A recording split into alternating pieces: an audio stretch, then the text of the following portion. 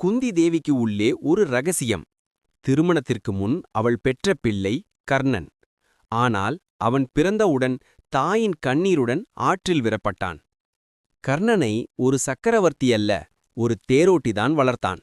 அவன் சிறுவயதிலேயே தன் விதியைப் பற்றி சிந்தித்தான். ஏன் நான் இப்படி பிறந்தேன்?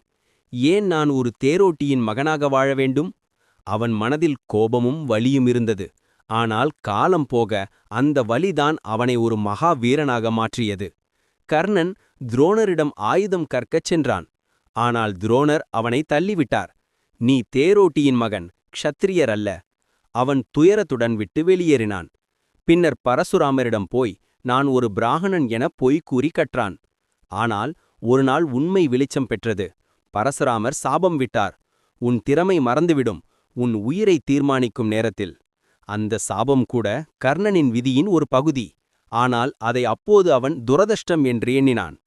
குருக்ஷேத்திர போரில் கர்ணன் துரியோதனனின் பக்கம் நின்றான். அவனுக்கு பாண்டவர்களே எதிரிகள். ஆனால் அவனுக்குத் தெரியாது, அர்ஜுனன்தான் அவனின் சகோதரன்.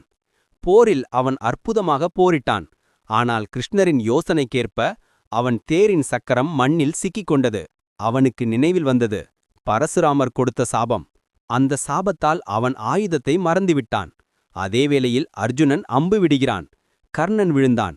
அவன் கடைசி மூச்சில் வானத்தை நோக்கி பார்த்து சொன்னான், கேசவா, இப்போ புரிகிறது.